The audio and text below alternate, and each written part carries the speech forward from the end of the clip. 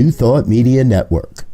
We are a global broadcast network of positive music, media, and entertainment, inspiring humanity's evolution along the journey of enlightenment and creating a world of love, peace, empowerment, and prosperity for all.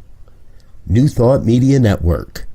Positively inspiring.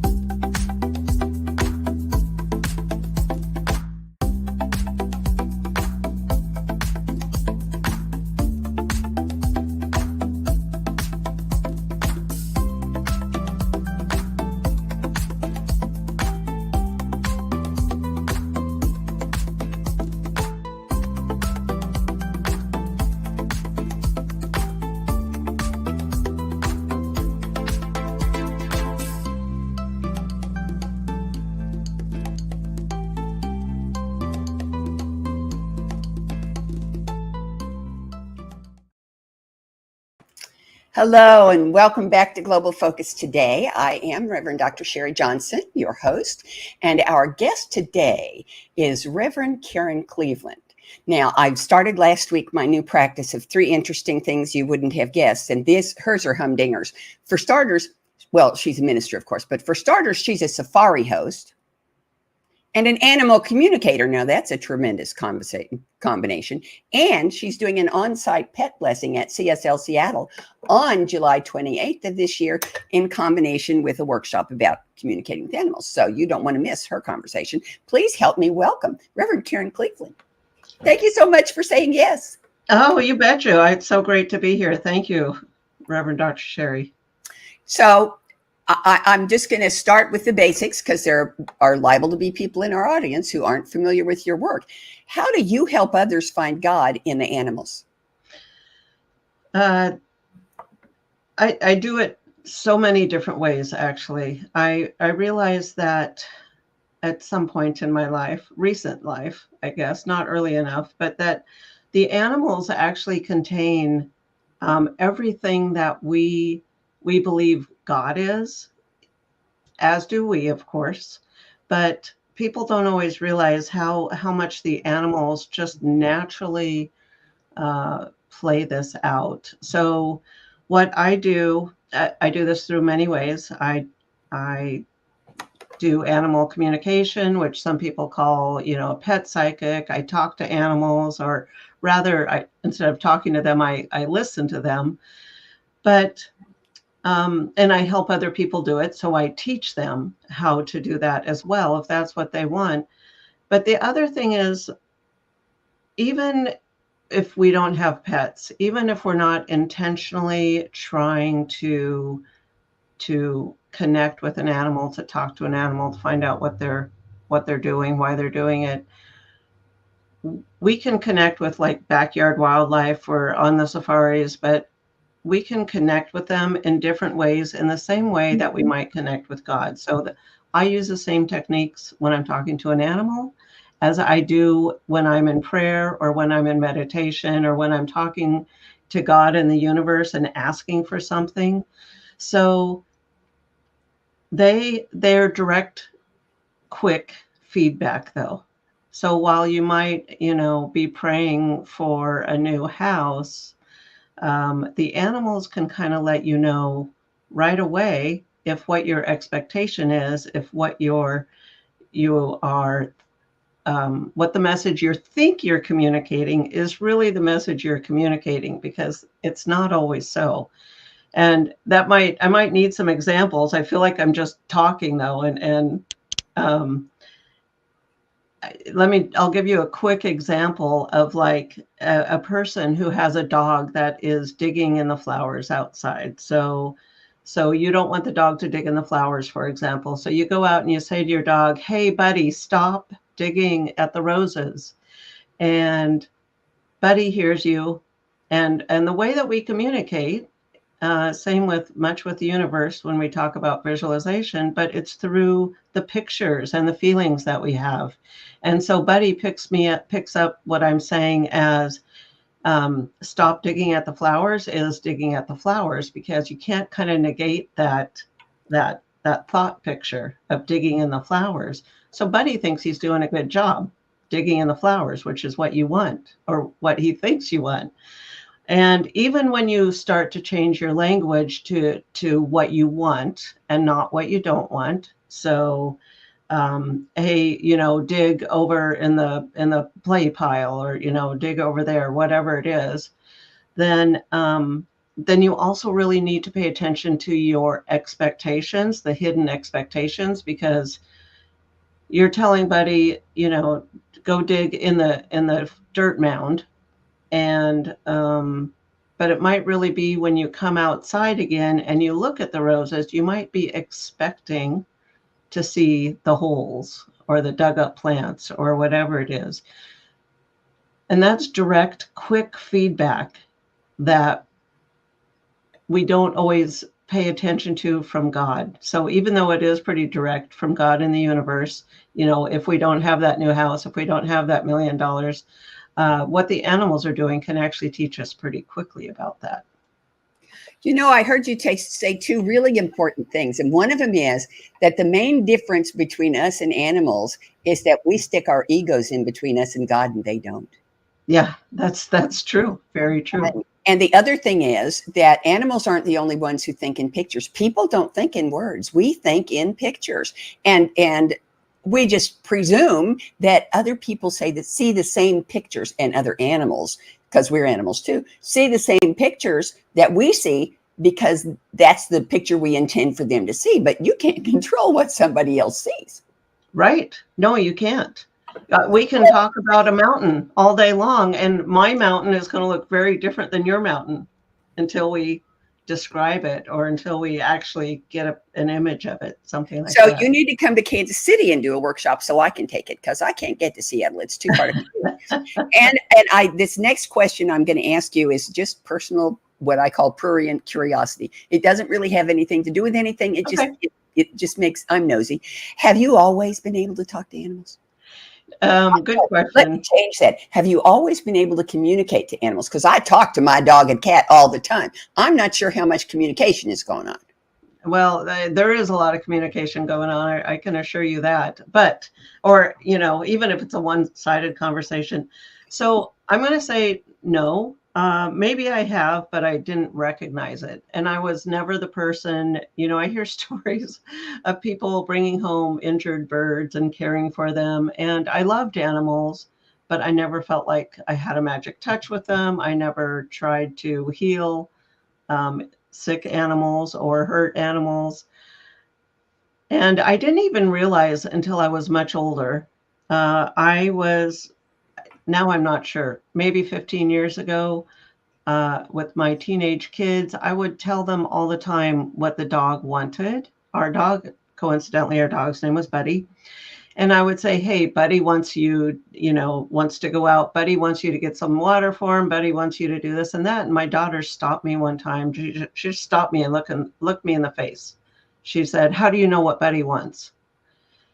And I thought, oh, you don't know what Buddy wants, which was two things. It's so clear why they're not taking care of the animals the way that they need,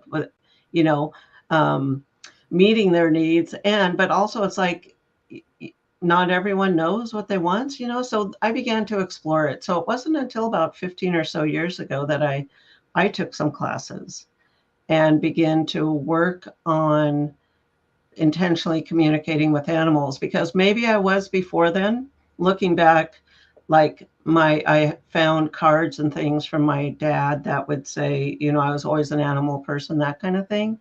But I didn't realize it until I intentionally started paying attention, as an adult, as an older adult. So you just assumed that all of us could talk to animals and communicate with animals the way you could, until suddenly the light went on. Yeah, I didn't realize I had more information than other people had. Wow. or I was paying attention, getting more information than others had. Right. That's I, amazing. I love that. So now we know how you discovered that you're an animal communicator, but what made you decide to do something about it? um, so partly it was that exploration. Part of it was I had a lost cat, and I called. So at that time there was someone who's no longer with us. There was a radio psychic on the air, and I would listen to her because I worked from home during the day. So I would listen to her. I thought she was interesting. I just thought, wow, wouldn't that be cool to talk to animals? I thought, wow, that would be so neat. But what happened was she would tell the caller something in response to their question. And I would say, no, that's not right. That's not. And I thought, who do I am? Why do I think I know better than what she's telling them, right? And I ended up calling her one time, and I didn't like the answer she gave me at all for my lost cat. So I thought, I wonder, is she doing it? Is it possible? Can I do it? And once I started doing it, I realized a couple things, that it helps the people and it helps the animal. And that's kind of why I pursued it. It was initially like a novelty thing. It's like, oh, this is kind of cool, right? But once you realize there's actually value in it, in knowing how to, take care of an animal in a different way, or knowing what to do or what's wrong with them. And really, it sometimes, anyways, not always, it seems more helpful for the person, but of course it's helpful for the animal when they're getting a different level of care. So that's that. And a lot of what I do, I think, comes back down to the people in relationship with the animals. I'm definitely both a people and an animal person. Now, my question, my curiosity is, can anybody do this? Can you teach anybody to do this? Is this a human characteristic that we just don't know about? I believe so. Oh, yes. I'm so glad to hear that. Yeah. I say there's 3 requirements. You have to want to do it, and you have to believe you can do it. Okay. And you just need some guidance and practice. I'm not going to teach or try to teach someone that would never want to do it, that is dead set against it and doesn't believe it. So they could do it if they tried, but they're not going to. Oh, that is so neat. Well, just put me in line. Because I really, my dog steals socks and bras. Oh, Well, actually, she thinks if something is where she can reach it, it's a toy, and she carries it into the prayer room, which for some reason is where she hides her stuff. She takes it into the prayer room and puts it in the middle of the floor. So if something is missing, I know to go to the prayer room and look for it. But I would love to find out why she's doing that and get her to quit. that's funny. It's in the prayer room. That must have some really good energy. In the morning, when I go in for my God time, she comes and she sits in my lap and tucks her little head under the blanket while I meditate. And she has her own meditation pillow on the floor. So if she's bothering me, I say, go meditate. And she does. She goes and curls up on the pillow and waits. So I know there is some communication happening. I just would like to improve the quality of it. Yeah. Yeah. And the other thing I would like to do is join you on a safari. The very idea of going on a safari with somebody who can, pardon me, Dr. Doolittle, talk to the animals and hear the animals answer back. Holy moly, how cool is that? Oh. So tell us about it. What's it like? How does it happen? What are the just so? Yeah, well, I will say first that wild animals are a lot different than domestic animals. They have no concept of dinner time, or going for a car ride, or getting a treat, or playing with their toy. But that said, they do all those things. Maybe not going for car rides, but they do have their things. And a lot of people don't even realize that wild animals. So I think we know that the animals in our house and the ones that we see all the time, they have definite personalities.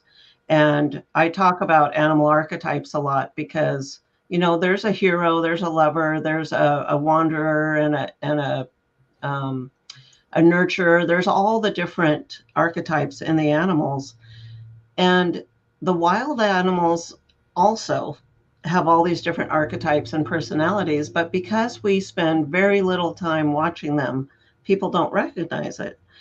But it's really fun. Like if you watch a webcam for a long time, or even when they take orphaned animals or hurt animals into a sanctuary, the people will tell you they all have their very distinct personalities. So it's not limited to us and to our pets and our domestic animals. All animals everywhere have their own good, their own needs, their own personalities and desires and that kind of thing. So out on safari, though, I don't necessarily do like an animal communication session. It depends on the people I'm with, but I always have. So let me start by saying I do several kinds of safaris, some that I go on. So groups that I lead, I take people, but I can also help a person and their family just do a private safari. You know, it's like we just want to go on safari. They don't need me to go. They don't need a leader or a host or anything. They just want to go on safari. So the groups that I take, I'm very intentional that we have different types of mindfulness exercises. So managing your energy out in the bush and out on the plains is important, because if you think about it, if you just go out all wild, you know, it's good to have fun, but laughing loudly and screaming and doing things, that's big energy, and that feels like either a competitor to the predators or, you know, a predator to the prey. So you're not going to have the same experience if you go out with a bunch of really loud energy. So I do talk about managing your energy. It's okay to have fun. It's okay to laugh. I've screamed the first time I've seen several animals, so I totally understand that. But then knowing where you are and what do you want to experience. I like to start the day, or have the others start their day also, you know, with or without me, with intention setting. And what do you want today? What do you want to experience today? And then some kind of a sunrise meditation or something is always nice. Not always possible, depending on when and where we are. Things like being respectful and asking for permission with the animals and the land. You know, may we join you? Would you like to play with us? What, you know, what can we do with you or for you? Or, you know, what do you want to show us? You can actually use the animals like an oracle card if you want to be present enough and pay attention. And one of the really, I love talking to the animals. So I talk to them before I go, and then I talk to them there sometimes. And cheetahs are so fun.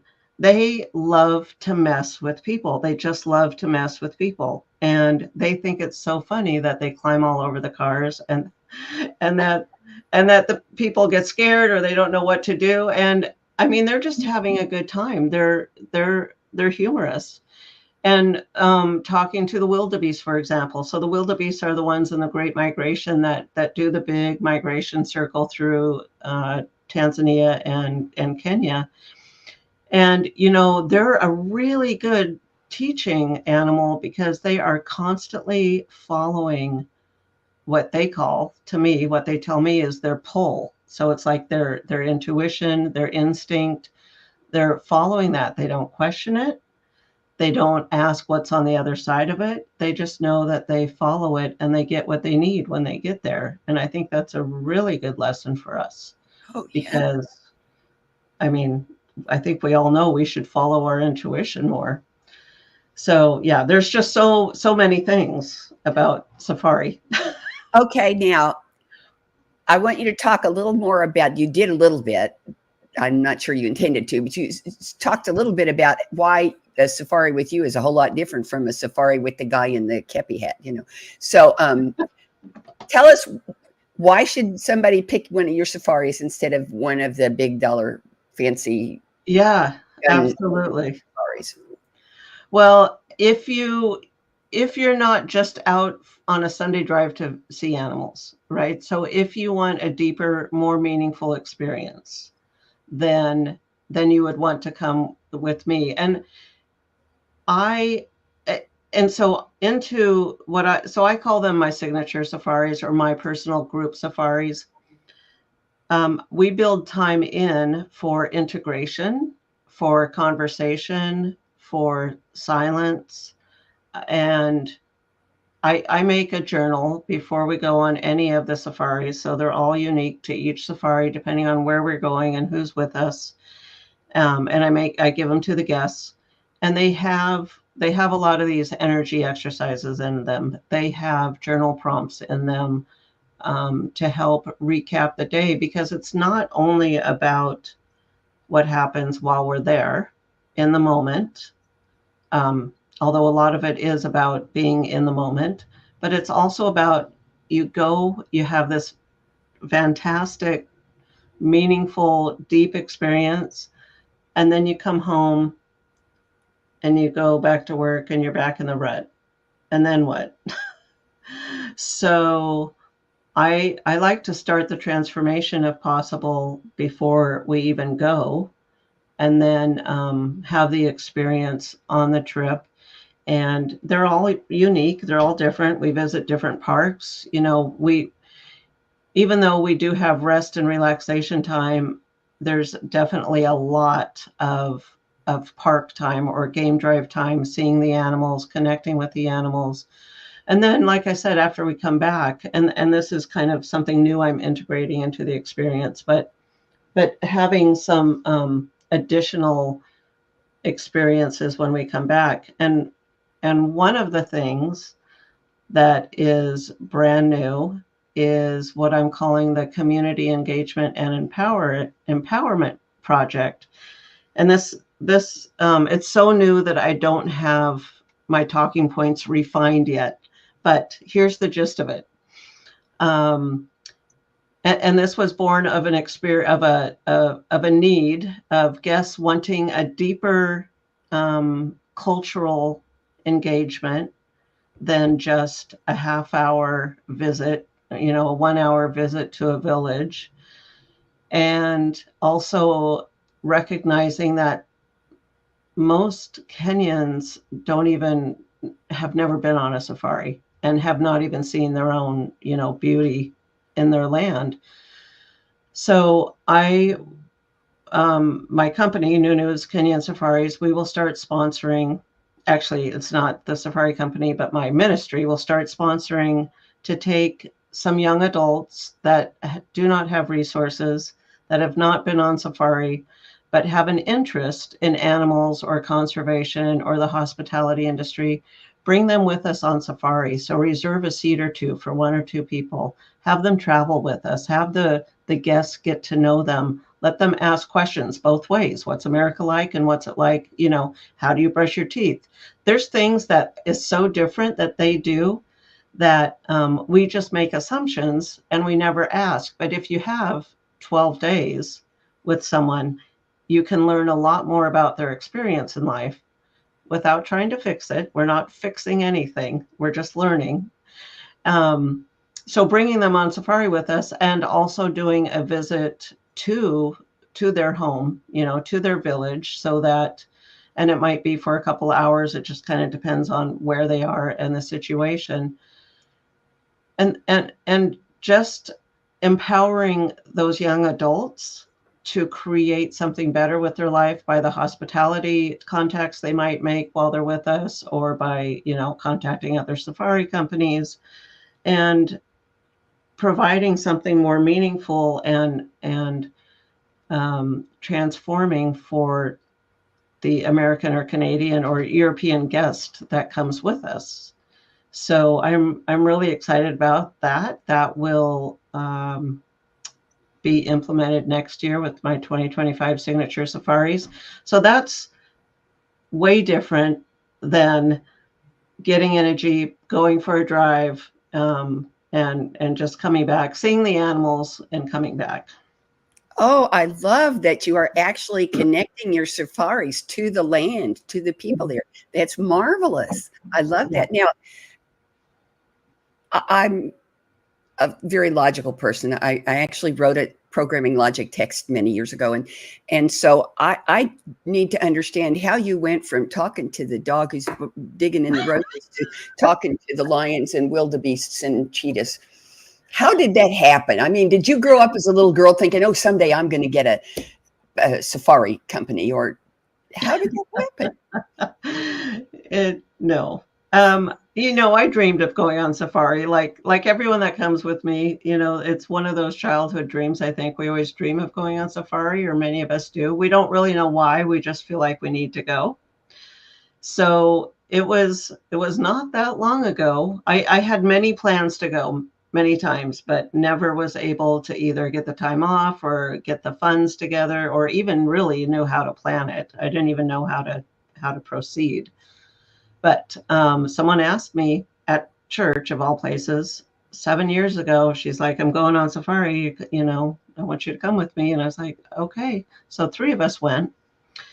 And I thought when I went, so I was at this time, I was in ministerial school, I was an animal communicator. So a lot of these things were already true of me. But I went on safari. I thought, okay, awesome. Finally, I'm going to take pictures. I'll come back. I'll share them. I can check that off my bucket list. And I will preface this with saying, my entire life, I have loved planning travel. I was a travel agent at one point. I always thought I should be a tour operator or a tour guide. So I do have a love of travel things in my background, but not a lot of like practical experience. But so went on safari. And at the end of the safari, so this is the most unexpected thing. I was divorced at the time. I was in ministerial school. I intentionally said, I am not even going to look for a man until I'm done with school, until life gets settled again, that kind of thing. Well, 2 days before the end of safari, I met a man.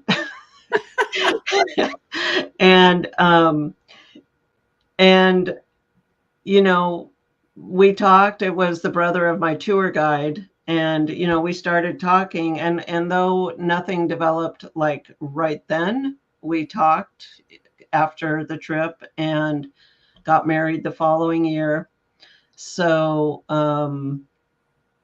also while on the trip, I just noticed for myself, it every day got more magical. And before the end of the trip, I said to myself, I need to bring people back here.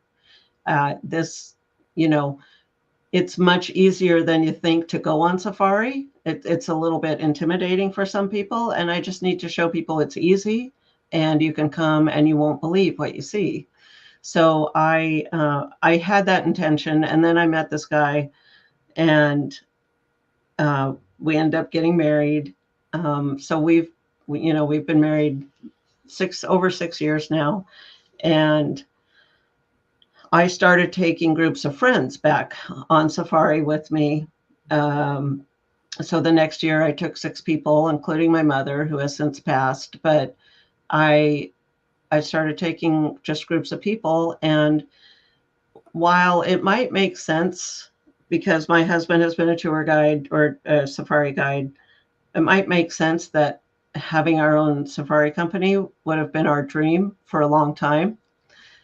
We didn't actually articulate it like that. We didn't actually have it as a dream. And I've been praying for, a not a job, but a purpose that I love doing, that I absolutely love doing, and will put my whole heart and soul into. And just, I swear, by accident, in March of this year, all these things came together, and it's like, we're starting a safari company.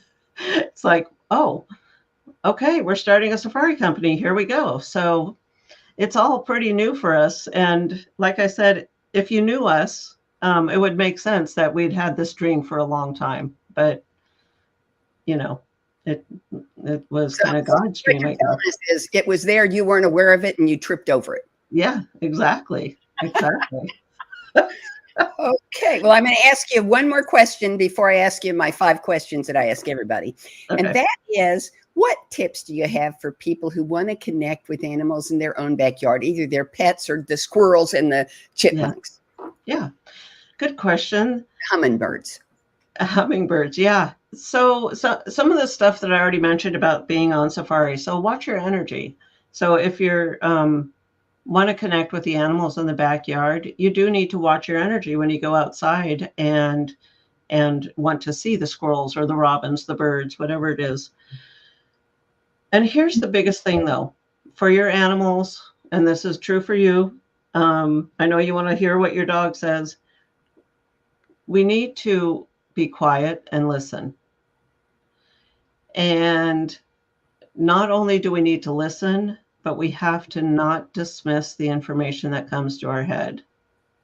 We think we're making things up, and it turns out a lot of the time they're not original thoughts.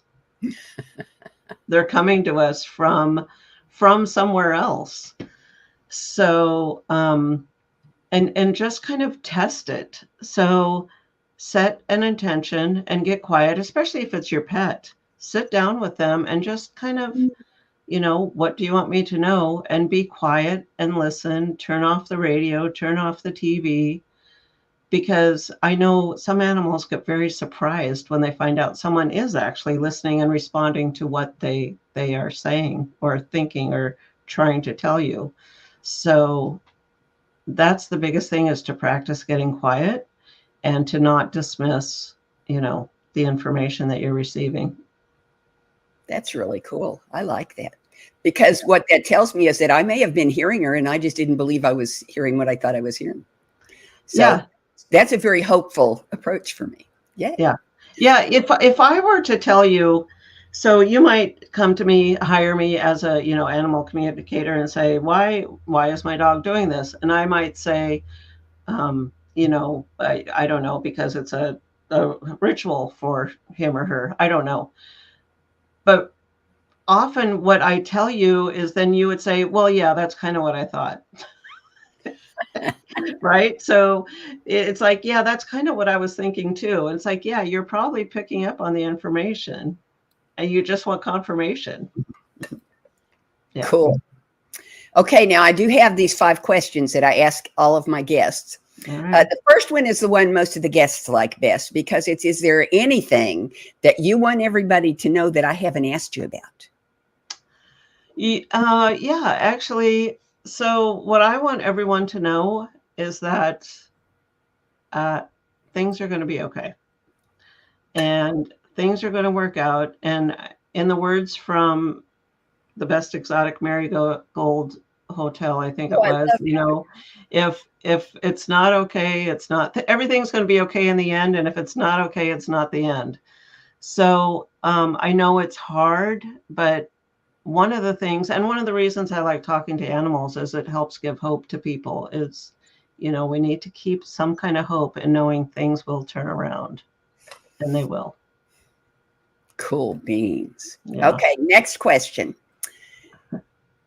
How does what you do as an animal communicator, as a safari host, as a minister, as a wife, as a mother, as a person, how does what you do contribute to, extend, expand, encourage, pick your own verb, conscious evolution?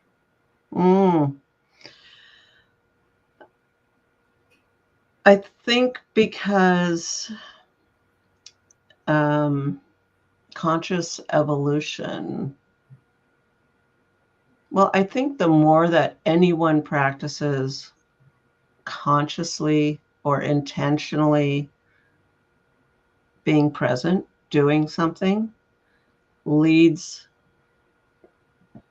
it kind of like sets a level. So we're at a level, and if more people are meditating and praying and being very intentional, mindful, I think the overall consciousness evolution. So I think the overall consciousness rises to a different level. And I definitely think there's a ripple effect, because I know the most obvious way to see it is, in your personal energy. If you're mad and you go into a group of happy people, you probably turn happy. But if you're happy and you go into a group of really angry people, you probably, get brought down. So our energy is very, if we're not paying attention, our energy is very impacted on the energy of everything around us. So the more we can maintain and keep our energy at a good level, a level that is comfortable for us and for growth, then the better for everyone. Yay. Okay, now the third question, sounds like the second one, but it's not the same one. Okay. How does what you do as an animal communicator, as a safari host, as a minister, as a person, how does what you do contribute to, support, expand, pick your own verb, world peace? Yeah, I think it's similar. I think our energy, so maintaining our own energy and knowing if we are on a downside or an upside, and we all go up and down, our energy goes up and down. But when we can intentionally focus on something, gratitude practices or something that help to raise our own energy, that happy people aren't going to fight. So, and happy is kind of a weird term, but content people aren't going, to fight. So that spreading mindfulness and energy practices helps lead to world peace. Okay. Next question. Now you close your eyes for this one because you're going to use your imagination. Presuming that everything goes exactly the way you want it to go, every event, every encounter, every relationship, every teeny tiny thing goes exactly the way you want it to go. 10 years from now, what does One Love, Animal Connection, and Reverend Karen Cleveland look like? Well, we are leaders in animal conservation, and we have convinced many African countries to stop trophy hunting, because each life is worth more alive than dead, and so we are leaders in animal conservation. Absolutely. Absolutely. I love that. Okay, and here's the last question. Will you come back?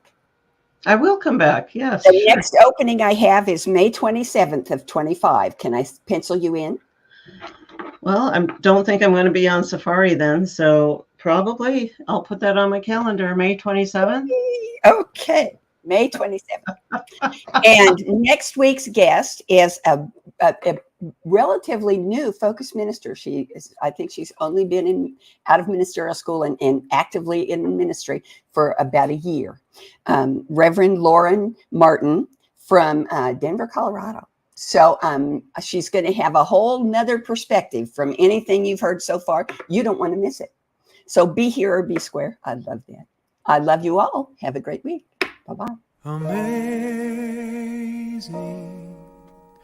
amazing,